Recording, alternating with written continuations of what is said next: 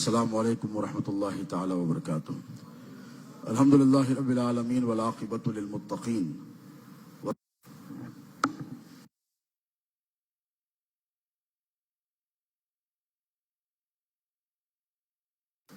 السلام علیکم ورحمۃ اللہ تعالی وبرکاتہ۔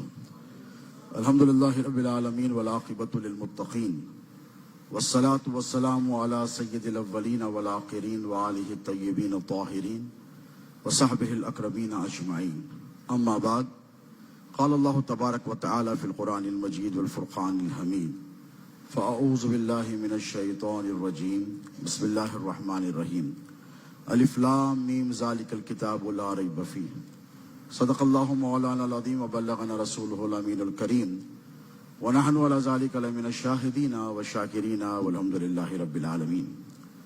معزز و مکرم مشائخ اعظام، علماء ربانین، صدر اجلاس ہم محترم حضرت مولانا سید علی اکبر نظام الدین حسینی صاحب ادام اللہ فیضہ، داعی اجلاس حضرت علامہ حبیب احمد الحسینی قادری ادام اللہ فیضہ، نگران اجلاس برادر من عزیزم مولانا سید شاہ علیہ رسول قادری الموسوی حسنین پاشا ادام اللہ فیضہ، ناظم اجلاس جناب عزیزم بلال سفیانی قادری، اور الہدایہ آرگنائزیشن کے جمعی ذمہ داران، پس پردہ تشریف فرما، عفت مآب، خواتین ملت اسلامیہ، اللہ رب تبارک و تعالیٰ آپ کے ہمارے یہاں جمع ہونے کو قبول فرمائے، اور قرآن مجید کے حوالے سے جو یہ عظیم الشان خدمت زمانے کے تقاضوں سے ہم آہنگ ہو کر مولانا حبیب احمد الحسینی صاحب نے اور ان کے رفقا نے اور ان کی آرگنائزیشن نے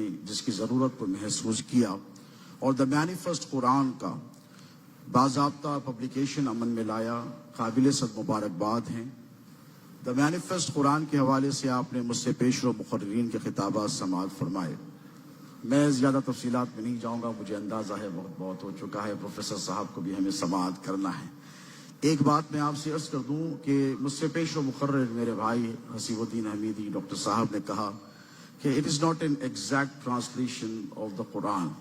ظاہر سی بات ہے کہ قرآن مجید کا مین و ان ترجمہ، کیونکہ یہ زبان عربی میں نازل کیا گیا ہے تاکہ تم سمجھو اللہ قرآن پاک میں فرماتا ہے، لیکن اگر یہ کہا جائے کہ it is not an exact translation of the Quran but I would add in prefix it is one of the closest translations of Holy Quran that we have in our hands today, alhamdulillah. And that is thanks to Dr. Tahir al-Qadri, his scholarly works. اللہ کا بڑا کرم ہے کہ اللہ رب تبارک و تعالیٰ کچھ لوگوں کو وقت میں اتنی برکتیں عطا فرماتا ہے کہ وہ ہمہ جہتی مصروفیات کے باوجود بھی پتہ نہیں ایسا وقت کہاں سے نکال لیتے ہیں کہ ایسی عظیم الشان کتاب آپ کے حوالے کی ہے۔ دیکھیے جہاں تک دا مینیفیسٹ قرآن ہے، بلال سفیانی نے بہت خوبصورت خطبہ استقبالیہ دیا، میں مبارکباد پیش کرتا ہوں ان کو، اللہ ان کی خدمات کو قبول فرمائے۔ اس سے قبل بھی علامہ ڈاکٹر طاہر القادری صاحب کے تراجم قرآنی منظر عام پر آ چکے ہیں، عرفان القرآن اردو میں آیا، اور اس کے بعد دا گلوریس قرآن اسی کا ترجمہ تھا۔ جہاں تک دا مینیفیسٹ قرآن ہے، میں نے بہت سوچا اس کے بارے میں، اور جو میں نے اس کی لٹریری میننگ دیکھی ہے، جو لغت میں اس کا حقیقی معنی ہے، اور دا مینیفیسٹ کہتے ہیں something which is very clear and obvious to the mind and your eyes, ایک کوئی ایسی چیز جو آپ کی نظر کے لیے بڑی آسان ہو سمجھنے کے لیے، اس میں کوئی پردے حجاب نہ ہو، کوئی تکلفات حائل نہ ہو، اور سمجھنے کے لیے اس کو بڑی آسانی ہو، نظر کے لیے بھی آسان ہو اور فہم کے بھی لیے آسان ہو، اسے مینیفیسٹ کہتے ہیں۔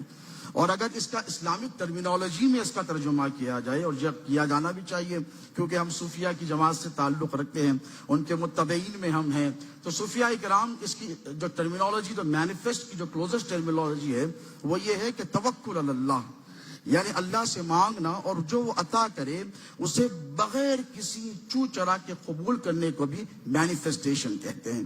تو ہر دو معنوں میں یقیناً یہ جو اسکالرلی ورک علامہ شیخ الاسلام ڈاکٹر طاہر القادری صاحب کا ہے، یہ قابل قدر منزلت ہے۔ میں مبارکباد پیش کرتا ہوں، اللہ رب تبارک و تعالیٰ ان کے ذریعے علوم اسلامیہ کو چار جہان عالم میں متعارف کروائے۔ اور جہاں تک تراجم کا تعلق ہے، ایک حدیث مبارک میں آپ کی خدمت میں پیش کر اپنی بات کو بڑی تیزی سے آگے بڑھاؤں گا. مجھے بھی 15 منٹ دیے گئے ہیں لیکن میں 15 منٹ پورے نہیں لوں گا, اس سے قبل اپنی بات ختم کرنے کی کوشش کروں گا. ابو داؤد شریف کی حدیث مبارک ہے کہ اللہ کے رسول علیہ الصلوۃ والسلام نے حضرت زید بن ثابت رضی اللہ تعالی عنہ سے ارشاد فرمایا کہ اے زید, میں دیگر اقوام کے لوگوں کو اور دوسری زبان بولنے والوں کو اسلام کا پیغام دینا چاہتا ہوں, قرآن کا پیغام دینا چاہتا ہوں. اور I don't rely on the Jews and I don't trust them. میں ان پہ یقین نہیں کرتا. میں نہیں چاہتا کہ میں کسی یہودی کو بلاؤں اور اس سے یہ کہوں کہ please come and do this for me and write me a letter and write me an invitation اور write me a message. No, میں یہ نہیں چاہتا زید. میں یہ چاہتا ہوں کہ تو جائے اور جا کر میری خاطر یہودیوں کی زبان سیکھ کر آئے. حضرت زید بن ثابت رضی اللہ تعالیٰ عنہ کہتے ہیں کہ یہ صحابہ کی قابلیتیں تھیں کہ جیسے قرآن کے حوالے سے کہا جاتا تھا کہ حضور کی جماعت میں ایسے انٹیلیجنٹ اور حافظے کے ذہین لوگ تھے کہ جو ایک مرتبہ قرآن سن لیتے ان کو یاد ہو جاتا. کچھ ایسے تھے جو 2 مرتبہ قرآن سن لیتے ان کو پورا یاد ہو جاتا, اور کچھ ایسے بھی تھے جو 3 مرتبہ قرآن سن لیتے ان کو حفظ ہو جاتا قرآن مجید. یہ صحابہ کا کمال تھا. اہل بیت تو پھر اہل بیت ہی ہیں, یہ ان کا کمال تھا. تو حضرت زید بن ثابت رضی اللہ تعالیٰ عنہ فرماتے ہیں کہ 1 مہینے کے قلیل عرصے میں, in a short span of just 1 month's duration, میں نے یہودیوں کی زبان پر مہارت حاصل کر لی. اور اللہ کے رسول علیہ الصلوۃ والسلام مجھ سے خطوط لکھاتے, مجھ سے پیغام دیتے. تو یہیں سے پتا چلا کہ apart from Arabic which is the language of Lord subhanahu wa ta'ala, which is the language of creator, اللہ نے قرآن مجید کو اسی زبان میں نازل فرمایا. لیکن اللہ کے رسول علیہ الصلوۃ والسلام نے ضرورت محسوس کی کہ عربی کے علاوہ بھی تو اور میری امت ہے جو عربی زبان نہیں جانتے, وہ بھی تو میرے امتی ہے. جیسے آپ نے سنا مجھ سے قبل ڈاکٹر صاحب سے کہ حضرت سیدنا سلمان الفارسی رضی اللہ تعالی عنہ, سلمان من اہل بیت, حضور نے فرمایا ان کے حوالے سے, جب سب سے پہلے بلاد عرب سے, from the Arab sub continent, اسلام نکلا تو سب سے پہلے جو خطے ارضی پر اسلام پہنچا اور پروپیگیٹ ہوا وہ ایران کی سرزمین تھی, وہ فارس کی سرزمین تھی. تو حضرت سیدنا سلمان الفارسی رضی اللہ تعالیٰ عنہ نے سورۃ الفاتحہ کی مختصر سے وقت میں ترجمہ کیا اور صحابہ کے حوالے جو تبلیغ و اشاعت کے اسلام کے لیے جا رہے تھے ان کے حوالے کر دیا اور وہ لے کے نکلے. اور بہت دنوں تک, اس وقت تک جب تک کہ عربی زبان سے اہل فارس کو, فارسی بولنے والوں کو واقفیت نہیں ہوئی اور انہوں نے اس کی مشق نہیں کر لی, تب تک آپ تعجب کریں گے کہ نماز وہ سورۃ الفاتحہ جو پڑھتے تھے وہ فارسی زبان میں پڑھا کرتے تھے. یہ تاریخ اور کتب سیر کی روایتوں میں موجود ہے, ساری روایتیں موجود ہیں. تو یہ ترجمے کی جو اہمیت ہے اسے سمجھنا چاہیے. اور جو مینیفیسٹ قرآن ہے یہ آج کے تقاضوں سے ہم آہنگ ہو کر ہے. حضور کا ایک ارشاد مبارک ہے, کلموا الناس علی قدر عقولہم, جب تم لوگوں سے گفتگو کرو تو ان کی عقل کے معیار پر. آپ ہوگے اسکالر, میں یہ نہیں کہتا بہت بڑے اسکالر ہوں گے آپ اپنی جگہ, لیکن آپ اگر وہی شدھ زبان استعمال کریں گے, وہی فصاحت و بلاغت کی زبان استعمال کریں گے, تو ایک شخص ہوتا ہے جو پڑھ لے تو وہ اتنا قابل ہے کہ وہ پڑھ لے سکتا ہے, پھر آپ کو سننے کی ضرورت اسے قطعی طور پر نہیں ہے. تو حضور نے فرمایا کہ حضور یہ بھی ارشاد فرماتے ہیں کہ مجھے جوامع الکلم عطا کیا گیا ہے. میں جب گفتگو کرتا ہوں, حضور فرماتے ہیں کسی صحابی نے, کہ عربی ہو کہ اجمی ہو, حضور قرآن کے علاوہ بھی جب حدیث فرماتے, جب گفتگو فرماتے, تو کبھی کسی نے نہیں کہا کہ یا رسول اللہ وی ڈڈ ناٹ انڈرسٹینڈ, یا رسول اللہ ہمیں بات سمجھ میں نہیں آئی. حضور بات کو مختصر رکھتے اور جامع رکھتے اسے, اور اس طرح بھرپور رکھتے کہ لوگ سمجھ جاتے. تو یہ جو ترجمہ قرآن مجید کا دا مینیفیسٹ قرآن ہے آج کے تقاضوں سے ہم آہنگ ہے. اور یقیناً شیخ الاسلام علامہ طاہر القادری صاحب محتاج تعارف نہیں ہیں. ان کی جو خدمات ہیں جو پہلے سے ہی ان کے تراجم موجود ہے, تو انہوں نے اس دا مینیفیسٹ قرآن کی ضرورت کو کیوں محسوس کیا؟ اس لیے محسوس کیا کہ دیکھیں زمانے کے تغیرات اور تبدلات کے ساتھ ساتھ زمانے کے تقاضے بھی بدلتے چلے جاتے ہیں. یہ جو نئی جنریشن ہے ہماری, یہ تو پہلے سوشل میڈیا والی جنریشن ہو گئی, اس کے بعد یہ جنریشن اب اے آئی والی جنریشن ہو رہی ہے.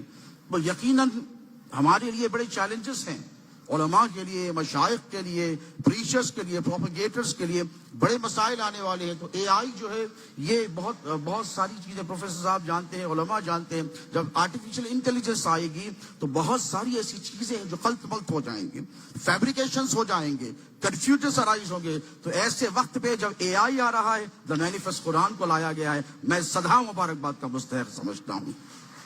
کہ ایسا نہ ہو کہ اے آئی کے ذریعے، آرٹیفیشل انٹیلیجنس کے ذریعے کوئی کنفیوژن ارائز ہو جائیں نوجوان نسل میں، کیونکہ وہ سوشل میڈیا پر جو دیکھتے ہیں وہی سمجھ لیتے ہیں۔ فَاسْأَلُوا أَهْلَ الذِّكْرِ إِن كُنتُمْ لَا تَعْلَمُونَ فرمایا گیا، اللہ فرماتا ہے ان سے پوچھو، اگر تم نہیں جانتے جاؤ اہل ذکر سے پوچھو۔ یہ اہل ذکر بیٹھے ہیں، ہمارے علماء بیٹھے ہیں، ہمارے مشائخ بیٹھے ہیں۔ اللہ نے نہیں کہا کہ جاؤ سوشل میڈیا سے پوچھو یا اے آئی سے پوچھو یا گوگل سے پوچھو، نہیں، انہوں نے اس ضرورت کو محسوس کیا اور دی مینیفیسٹ قرآن کو پبلش کیا۔ یہ یقیناً ایسے نازک وقت میں میں کہوں گا خاص طور پر سنی مسلمانوں کے لیے تو عظیم الشان تحفہ ہے۔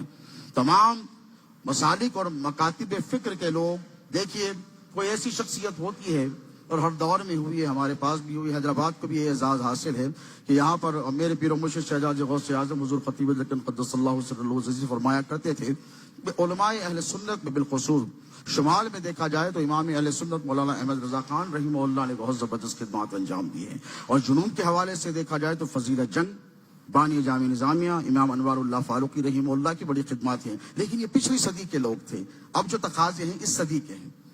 دیکھیے آپ جیسی ضرورت ہوتی ہے نا ویسا ڈوز دینا پڑتا ہے، تو اس صدی میں ان کے علمی معیار پر خدمات اور ان کے منہج اور طریقے پر خدمت انجام دینے والی اگر اردو اسپیکنگ دنیا میں بر صغیر میں کوئی ایسی شخصیت ہے جس کو گلوبلی ایکنالج کیا گیا ہے، تمام مکاتب فکر کے ہی لوگ نہیں بلکہ تمام مذاہب اور ادیان کے لوگوں نے، پادریوں نے، عیسائیوں نے، یہودیوں نے، حدود نے، جتنے مذاہب کے لوگ ہیں انہوں نے کہا کہ نہیں، یہ شخصیت صحیح ہے اور ان کو حق ہے کہ اسلام کو صحیح معنوں میں لوگوں کے سامنے پیش کریں۔ تو یہ دی مینیفیسٹ قرآن یقیناً ایک عظیم الشان کارنامہ ہے علامہ ڈاکٹر طاہر القادری صاحب کا۔ حدیث شریف میں آتا ہے العلماء ورثۃ الانبیاء، علماء جو ہوتے ہیں وہ انبیاء کے وارث ہیں۔ تو میں کہوں گا کہ یقیناً مولانا حبیب احمد الحسینی صاحب، میں مدعے کی باتیں نہیں کرتا ہوں مگر حق گوئی سے کبھی گریز بھی نہیں کرتا تاکہ آپ کو پتہ چلے۔ منہاج القرآن کے عنوان سے بہت لوگ ہیں جو کام کر رہے ہیں، لیکن منہاج القرآن کے عنوان سے یا پھر الہدایہ کے عنوان سے یا پھر ڈاکٹر طاہر القادری صاحب سے پرسنل تعلق اور محبت کے عنوان سے جو کام مولانا حبیب احمد الحسینی صاحب کر رہے ہیں، یعنی صرف قابل تعریف بلکہ لائق تقلید بھی ہے۔ میں دل کی ابھی گہرائیوں سے ان کو مبارکباد پیش کرتا ہوں، اور یہ کہنے میں بالکل جھجک محسوس نہیں کرتا کہ ہندوستان کی سرزمین پر، بر صغیر میں پاکستان اور بنگلہ دیش حوالہ کی بات نہیں کرتا، ہندوستان کی سرزمین پر ڈاکٹر طاہر القادری صاحب کا علمی وارث حبیب احمد الحسینی صاحب کو مانتا ہوں۔ یہ بے لوث ان کی خدمات ہیں، ان کی بے لوث خدمات ہیں، یہ کسی آرگنائزیشن تعلق نہیں رکھتے، بس ان کا مقصد یہی ہے کہ انہوں نے ایک شخصیت کو منتخب کیا اور انہوں نے کہا کہ نہیں صاحب، یہ آدمی، یہ شخصیت، ان کا کام لوگوں تک پہنچ۔ میں ان کے ساتھ بہت سالوں سے جڑا ہوا ہوں، میں بھی ایک زمانے میں منہاج القرآن سے تعلق رکھتا تھا، بہت زمانے عرصے دراز پہلے یوتھ لیگ کا مجھے پریسیڈنٹ وغیرہ بھی بنایا گیا تھا۔ اب میرے بھائی حسن پاشا صاحب قبلہ دیکھ رہے ہیں کیونکہ میری بڑی مصروفیات ہوتی ہے، میں نے معذرت کر لی حبیب احمد صاحب سے، لیکن میں نے ان سے پوچھا کہ طاہر القادری صاحب سے آپ کا جو تعلق ہے، جو قلبی تعلق ہے، یہ کس بنیاد پر ہے؟ یہ نیم اور فیم کا گیم نہیں ہے دوستو، اللہ نے ان کو بہت عزت اور شہرت عطا فرمائی ہے، یہ محض خلوص نیت کے ساتھ یہ اہل سنت و جماعت کے عقائد کو منظر عام پر لانا چاہتے ہیں، اور اس میں کماقو یہ کامیاب بھی ہو رہے ہیں، اور ان کے دست و بازو بنے ہیں بلال سفیانی اور الہدایہ آرگنائزیشن کے تمام حضرات۔ میں ایک بار پھر آپ حضرات سے کہوں گا، حضور پیران پیر سیدنا شیخ عبدالقادر جیلانی غوث العظم دستگیر محبوب سبحانی نے ارشاد فرمایا ہے کہ قرآن کے تم پر 3 حقوق ہیں۔ کتنے؟ 3 حقوق ہیں۔ ایک یہ تو اسے پڑھا جائے، اسے پڑھا جائے، جو اس کا حق ہے پڑھنے کا اس کے حق کے اعتبار سے۔ دوسرا یہ کہ اسے سمجھا جائے، اور تیسرا یہ ارشاد فرمایا، تیسرا یہ کہ جب تم پڑھو تو سمجھو، اور سمجھو تو پھر اس پر عمل کرو۔ تو میں آج دی مینیفیسٹ قرآن کے لانچ پیڈ پر تمام مسلمانوں سے اور سوشل میڈیا کے حوالے سے میری جتنی بات لوگوں تک جا رہی ہے، یہی خواہش کروں گا کہ دی مینیفیسٹ قرآن کو پڑھیں، پھر سمجھیں، اگر زبان آپ انگریزی سمجھتے ہیں تو پھر اس پر عمل کرنے کی کوشش کریں۔ اللہ رب تبارک و تعالیٰ سے دعا ہے کہ الہدایہ آرگنائزیشن کی اس صحیح کو حق سبحانہ و تعالیٰ اپنے حبیب مکرم نور مجسم علیہ السلام کے صدقے تصدق اپنی بارگاہ میں قبول فرمائے، اور علامہ حبیب احمد الحسینی صاحب اور ان کے جتنے رفقا ہیں ان سب کی خدمت کو اپنے بارگاہ میں شرف قبولیت عطا فرمائے، اور شیخ الاسلام علامہ ڈاکٹر طاہر القادری صاحب کو درازگی عمر، صحت و عافیت کے ساتھ عطا فرمائے۔ وما علینا الا البلاغ المبین۔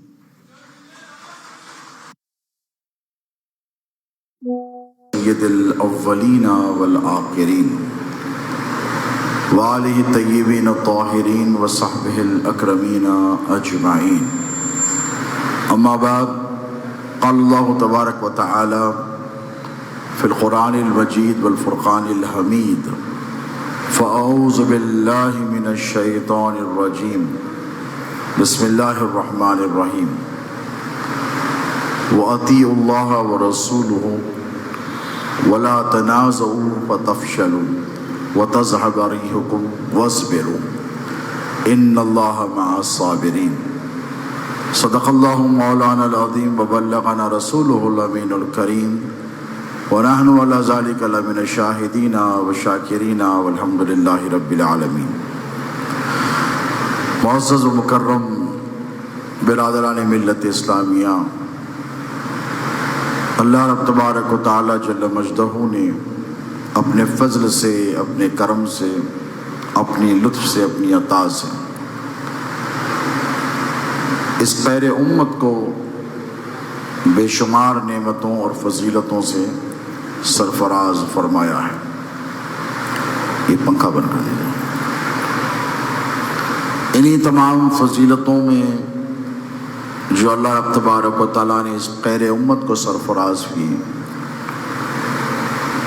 وہ اپنے محبوب مکرم نور مجسم صلی اللہ علیہ وسلم پر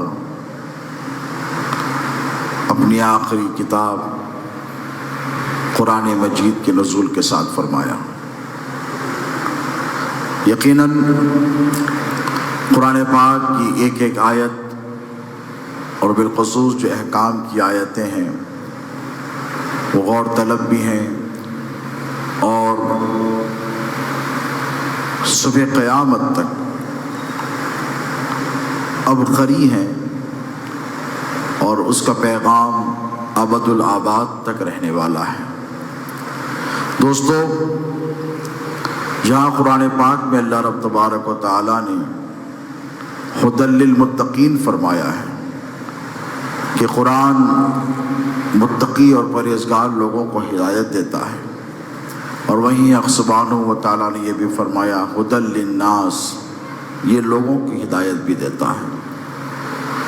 متقیوں کو ہدایت ایسے دیتا ہے کہ جب آدمی بندے مومن عبادات، اذکار اور اللہ رب تبارک و تعالیٰ کے احکامات پر عمل پیرا ہوتا ہے اور منہیات سے بچتا ہے، جو چیزوں سے اللہ نے روکا ہے، اور اللہ رب تبارک و تعالیٰ کی اطاعت میں اپنی زندگی کو گزارتا ہے، تو قرآن یقیناً اسے ہدایت دیتا ہے، چونکہ وہ متقی ہوتا ہے. ایک طرف وہ ہوتا ہے جو متقی نہیں ہے، عوام میں شامل ہے، لیکن اللہ رب تبارک و تعالیٰ نے اس کے لیے بھی قرآن کے دروازے کو بند، یہ پنکھا آپ نے بند نہیں کیا، کر دیا. اچھا، یہ بڑے والے بن گئے. درود پاک پڑھیں. اللہم صلی علی سیدنا محمد وعلی آل سیدنا محمد، صلاۃ والسلام علیک یا سیدی یا حبیبی یا رسول اللہ. تو ہدی للناس جہاں پر اللہ رب تبارک و تعالیٰ نے فرمایا جو اگر کہ متقی نہیں ہے پھر بھی اس کے لیے بھی قرآن کی ہدایت کے دروازے کھلے ہوئے ہیں، وہ بند نہیں ہو رہے ہیں. اب آئے اس آیت مبارکہ کی طرف چلیں. میں نے جس کی تلاوت کا شرف حاصل کیا ہے، اللہ رب تبارک و تعالیٰ جل مجدہ سورۃ الانفعال میں ارشاد فرماتا ہے وَأَطِيعُوا اللَّهَ وَرَسُولَهُ. اس آیت مبارکہ کو ہم حصوں میں سمجھنے کی کوشش کریں گے تاکہ جب عمل کریں تو یقیناً ملت اسلامیہ میں برپا ہونے والی مصیبتوں کا ہمیں صحیح معنوں میں حل تلاش ہو سکے. اللہ رب تبارک و تعالیٰ ارشاد فرماتا ہے وَأَطِيعُوا اللَّهَ وَرَسُولَهُ، اطاعت کرو اللہ کی اور اللہ کے رسول کی.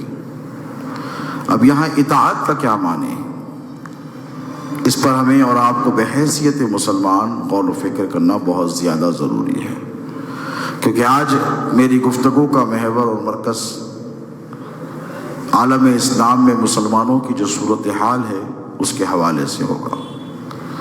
فلسطین کے حریت پسند جہدکار مجاہد اسلام شہید اقصی حضرت اسماعیل ہنیہ کے حوالے سے ہوگا. تو میں اس سے قبل آپ کو کچھ بیک گراؤنڈ کی باتیں سمجھانا چاہتا ہوں تاکہ آپ کو سمجھ میں آئے کہ اس سے ہمارا کیا تعلق ہے.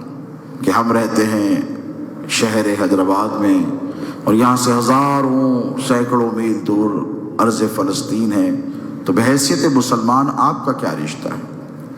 اور بحیثیت مسلمان اگر آپ سوچیں تو اس شہادت کا جو اثر ہونا چاہیے